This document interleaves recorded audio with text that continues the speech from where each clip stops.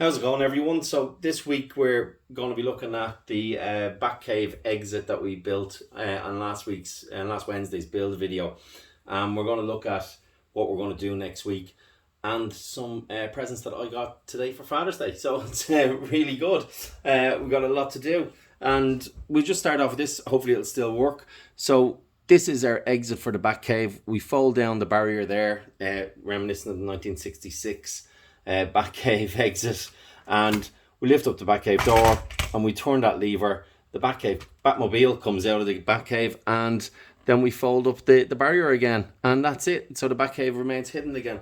Yeah, we really like the way that works and the mechanism. We're very, very happy with it.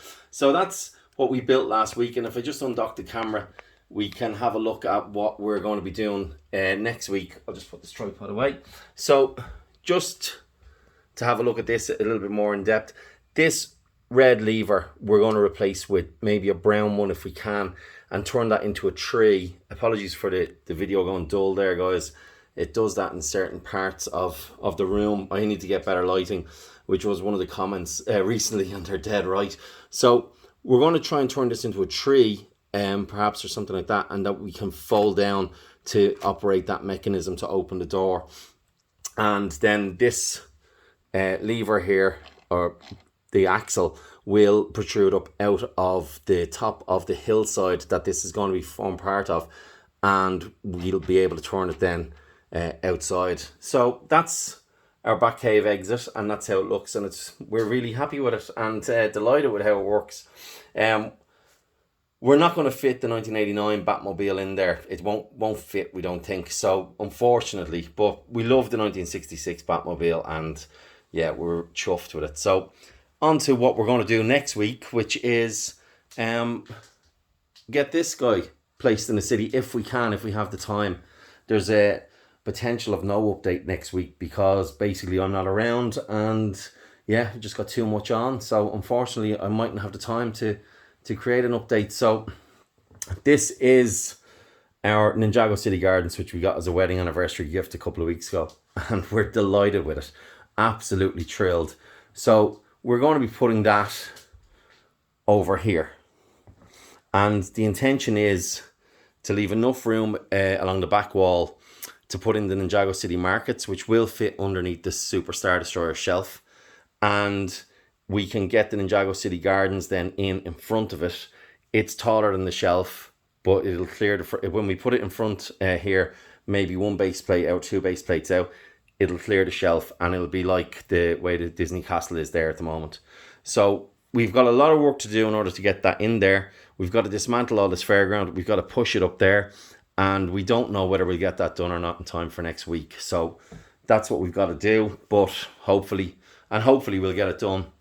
So yeah, just on the Ninjago City Gardens and the Batcave, one question that I've been asked was, would I be getting the shadow box? And the answer is no, because when you corresponded to the likes of Ninjago City Gardens, the Batman shadow box, Batcave shadow box, is not good value for money, in my opinion. So I really don't think it's good value for money.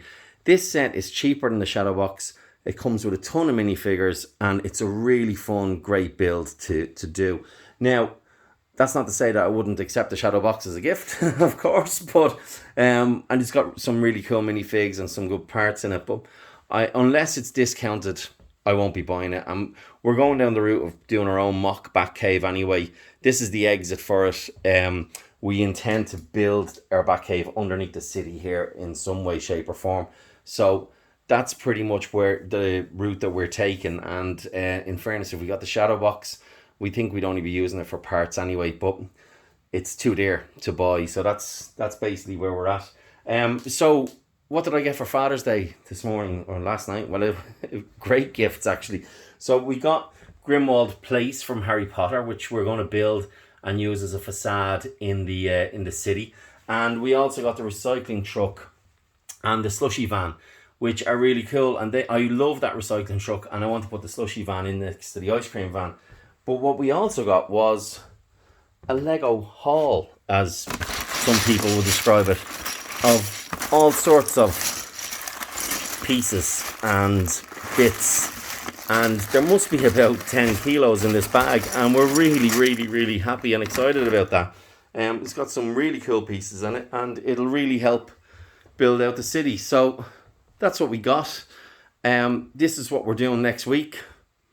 A lot of moving of this stuff. So yeah, that's pretty much it, guys. And I suppose until the next time, we'll see you later.